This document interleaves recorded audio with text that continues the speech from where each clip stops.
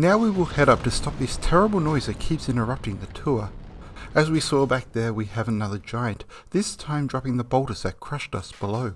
Atop the fortress we find a third final giant that heaves fiery grenades from above, similar to the firebombs we found in the Undead Berg or the pyromancy flame we used to defeat Prince Rickard. We once again see a progression of the day. The boulder in the Undead Asylum was dawn breaking on the horizon. In the first area of Sen's fortress we are crushed by a gentle morning sun, which is confronting at first, but becomes easy to navigate once we know its patterns. As we climb higher though, the sun intensifies, and we are suddenly being incinerated by a burning midday sun that explodes unpredictably in one place and then another, seemingly free to terrorize us wherever it wishes. Firstly, notice the illogical setup for this giant. It has become trapped behind this door meant for us. This is a reinforcement of the idea of the metamorphosis between smaller humanoids and the larger. This creature climbed to the top of Sen's fortress just like any other knight, before transforming into a giant. And now notice the strategic configuration. As a smaller humanoid, I can take down this giant with my bow and arrows safely. I believe this design choice is deliberate to show the difference between the giants and the others. The giant is a smaller humanoid who has given up his humanity, and so they are less adaptable. Once they find a way, they stick to it longer than they should, and when something comes to disrupt this strategy, the giant is stuck, caught off guard, and is defeated. This is why Gwyn needs Menace after the failure of Astora. Menace is an innovator who finds new ways, while Gwyn is... Well, what is the point of any of the lords after the war with the dragons? In the sequels, Gwyn is almost invisible. The only obvious reference to him is a soul hidden behind another. And that soul can be turned into a spell that talks of a sun god that gave his power up freely, and then took it back later. And then it asks the question whether it was to save the world from hatred and sorrow, and usually when Velka asks a question, the answer is yes, but no. The answer is because Gwyn had decided to take everything for himself, including what he had given. This soul can also be turned into a great bow, a strategic weapon used at a distance. Also, it's not the Ultra Sword that he is seen posing with in Dark Souls 1. Instead, those items are being distributed amongst those that served Gwyn. It's very early on in my reading, but this makes sense to me and something I found as I worked through Dark Souls 1. For all the things that can be attributed to him, Gwyn actually does very little of them himself. For instance, the knights proclaimed to be his are not really his. They serve Menace or Priscilla or themselves, and in the case of Ornstein, Sen. When I said Gwyn grabbed Hawkeye and locked him away, he did and he didn't. He sent Menace. That's why Menace is represented on the key that unlocks the western door. When I said he stole Priscilla, he did, but he didn't. He sent someone else. It was all done in his name, by others that served him. And just breaking there to notice the sniper crossbow, it is found next to the charred corpse of a knight. This looks similar to the other charred markings around the top of Sen's fortress. Those markings indicate where the fire grenades will land. Where we pick up the crossbow, the marking is present, but the fire grenade cannot reach that spot, protected by the pathway we fell from. We will discuss the crossbow later. And as we climb back up, notice the treasures that we find in the markings where the grenades would have landed. They are related to the other treasures we have seen in Sen's fortress, and we won't discuss them in this episode, but they will be important later. And now we are coming up to the pathway as before. Notice there are 4 paths, and the fire grenade would have landed directly onto this diversion. Across a collapsed bridge, we find a small, unassuming tower. And inside we find the Unnamed Merchant, more commonly known as the Crestfallen Merchant, a symbol of the owner of this fortress, Sen, the god of war.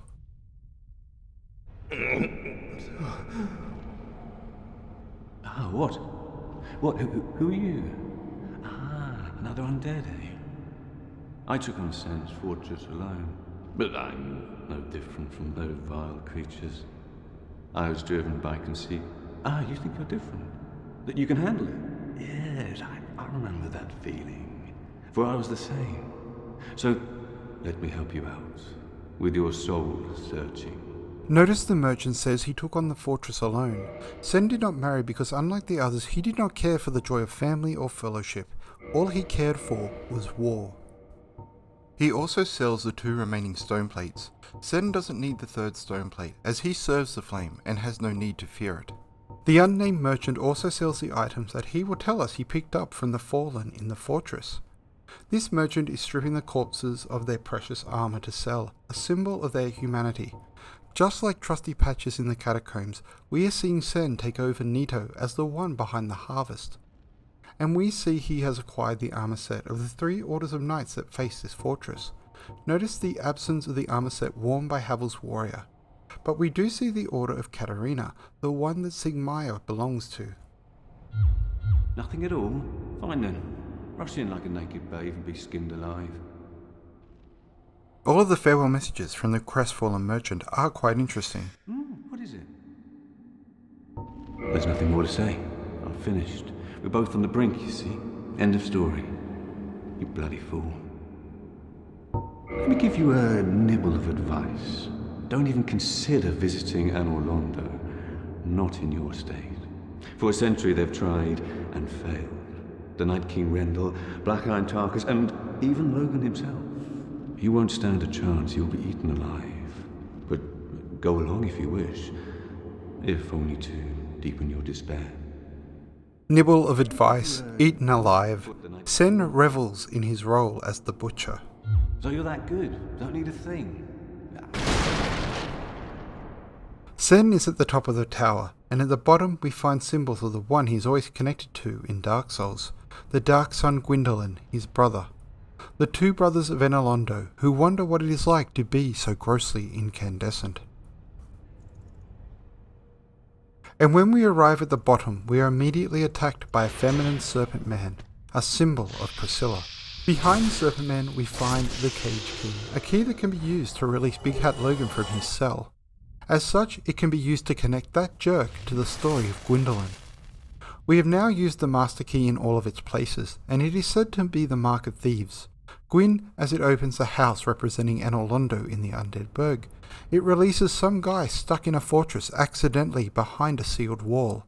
And it also opens the way to the Valley of the Drakes, the side across from the Painted World. The cage key can be used to gain easy passage through Sen's fortress. 2 cages that hang just before the entrance to the boss's arena. A symbol of the brothers' fraternal bond. Sen is a character who cared little for others, the knights that worshipped him, the weak that were butchered in the quest to conquer his fortress. But strangely and ironically, he did care for his frail brother. It's a fascinating and human inclusion in the lore, and one that could take on many different interpretations. Was Sen seeking forgiveness with the charity to his brother? Was it just he loved those that were of his blood? For me, it's the idea that Sen doesn't really know what he is doing. He is the god of war. He'll leave the details to his sisters, the daughters of chaos. He is just a small cog in a machine that has been turning since the war with the dragons. Coordinate an endless slaughter? Hey, it's a job. He sees his brother, he cares about the plight of his brother. He doesn't connect it to the larger turnings in Lordran. And just to call it out explicitly here, as I gloss over it in other parts of the tour, there is story detail expressed in the shortcut in Sen's fortress. And we've only talked about the first layer of meaning. This is the simplicity I was talking about before. Everything in Dark Souls is used to tell the story, while also being a well-designed RPG game. Gameplay that inspired a generation of developers. Story should serve gameplay, not the other way around. It's a cliche that has been thrown around for decades at developer conferences. Hidetaka Miyazaki and the nameless others who created Dark Souls gave that cliche meaning with this game. To this day, games and story are oil and water, where one starts and the other stops. When they try and mix, the weaknesses of both are still unfortunately exposed. Dark Souls does away with the old thinking, where games just wish they were films, and instead delivers a new and in my opinion better way, an idea I believe they found lying on the ground from a game made in 1993, Magic: The Gathering. But enough of these outside influences and likely wrong assumptions, back to the lore. The sniper crossbow, found next to the charred corpse of the knight. This fortress has a symbol of every knight in the game, and this crossbow represents a knight we have not talked about much on the tour so far, Kayran the Lord's Blade. The ring that belonged to her is found later, and it is called the Hornet Ring and describes Kayran as a knight of Gwyn.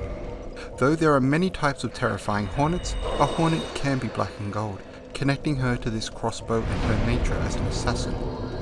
Black and gold is the colours of menace in Ulasil, as father of the Abyss, and that is why when we finally meet Kayran she will be in Ulasil, praying over the grave of Sir Arturius, as she, like Sir Arturius, was allied with Manus, though when we meet her she will be dressed in blue and ivory, just as Sir Arturius wears blue.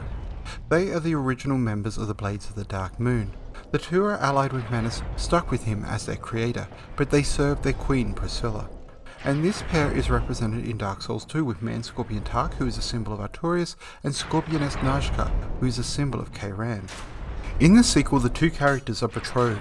This is something that was cut from the original game, so we don't know if the two were ever actually lovers. Instead, this could just talk to the bond of fellowship that they had between them, wedded together by service, and we will return to that idea later. Kayran and Arturius wandered the lands of Lordran in the era of Astora, cutting down the mad knights who had lost their way and had become hollow. Kayran, a vicious assassin who struck from the shadows, while Arturius was a lone wolf renegade who was always one day away from retirement. The two didn't travel together, they came together when their duty demanded it, and in Dark Souls 2 you can chat to Tark about his creator, and you will find he has some choice words for Manus. He does not see the gentle soul that Velcro and I see, he sees a man who resented those who had what he lacked and became fully mired in hatred. And that is somewhat harsh, but fair after everything he was put through by Manus. Also, the speech has extra detail for me and my theories, which I am very excited about. He says the half scorpions are made at the peak of his master's madness, which is funny because it really doesn't narrow down when the knights were made. Manus is one crazy guy. Also, it introduced me to the notion that not all the knights are made at once. Their creation isn't something I've dwelt on, so I just assumed that they were all made together during the Endless War. This tour has only what I've been able to deduce so far based on my time with the original game, but I do have a place for the madness spoken about by Tark. And it is implied by the whole design of the fortress built by Manus, and it is on display at its summit. And at the top we find Iron Tarkus, a knight from the kingdom of Berenik. Though he is different from the steel-clad knights of that kingdom, he instead wears black iron armor that differentiates him from the rest, a symbol of menace burnt out at the end of the Age of Iron and then returning in the Age of Steel.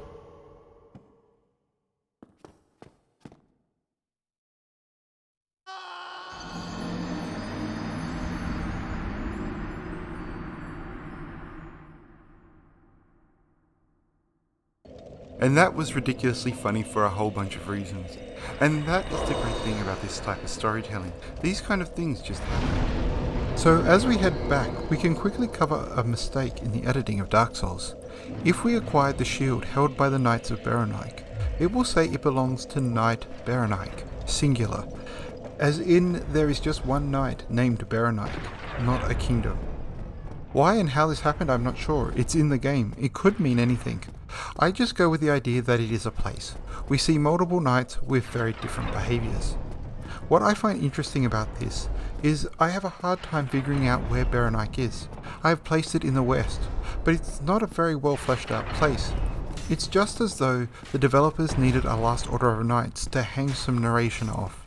And I talked about this in the early episodes. Some of the symbols are deep and fascinating, others just serve a purpose. And when it all comes together, the deeper symbols are more interesting to me.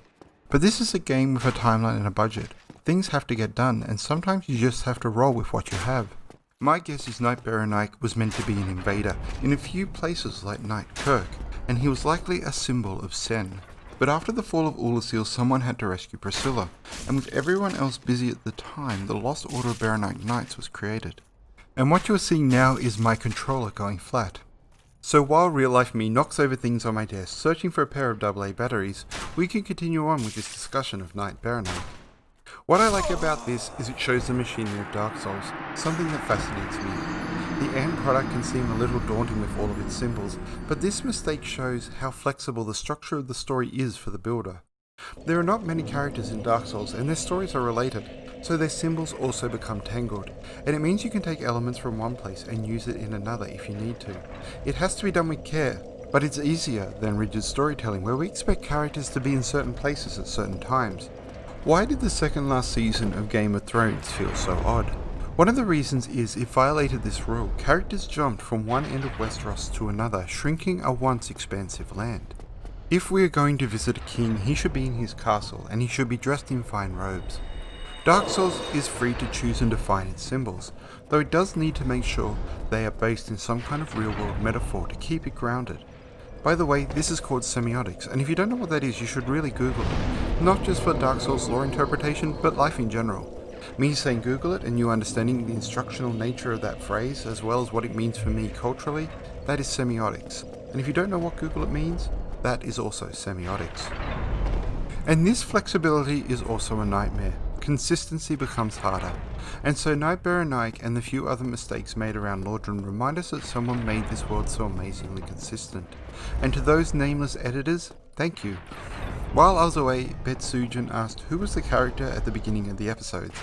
And that character is a representation of me, a fun way to atone for my sins in Lordran, as I intend this to be one of the last times I played Dark Souls 1. And so I set myself the task to beat the game with the plank shield and the club. And while I do it, I thought I'd take some fun holiday snaps around Lordran on my last tour. I have deviated from that idea at times, and that is because I don't have an editor to keep me on track. Miyazaki gets a ton of credit for Dark Souls, and he should. His strategy of total control that he used to make this game is inspired, as well as the amount of effort for him that would have come from that strategy. But there are the nameless ones who kept this world on track, and as I play this game, I am butchering them and eating them just like everyone else. And so as we finally get back to the top of the fortress, just a huge thank you to everyone who was burnt for this flame. And while we wait for Tarkus to arrive, just notice this room has a table with 3 seats, the 3 bad apples. And in the room with the crestfallen merchant, there was a table with 2 seats, the 2 brothers of Analondo. And so let's head into this battle with the Iron Golem. And as we do, remember what we have discussed about Gwyn, and the fact that he doesn't do very much. Iron Tarkus is angry and ready to go, smashing the remains of an empty home.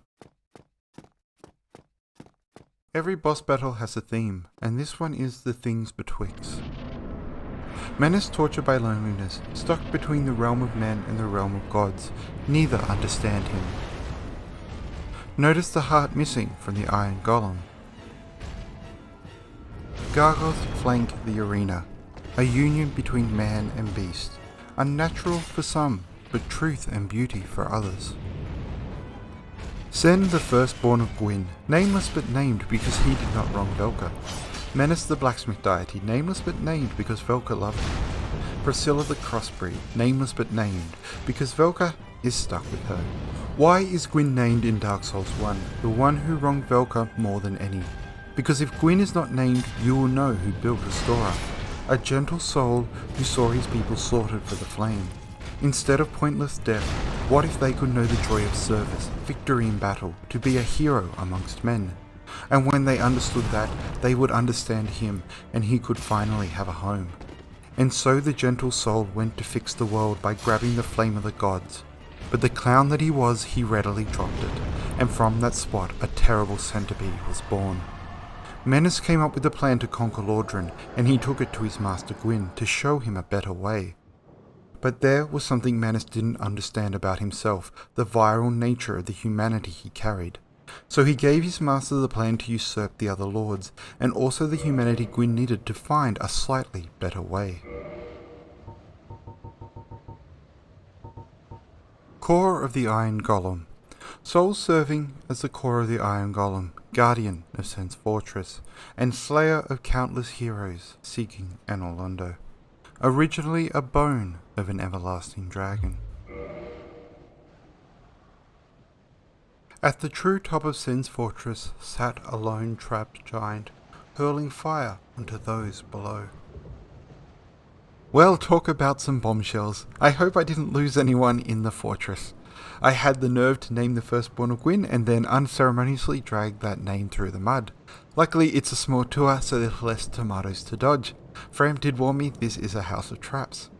Can this tour sink any lower with its blasphemy? Well, we'll find out as we ascend to the glories of Analondo in the next installment and see what amazing chests await us there. Hope to see you all then. Bye.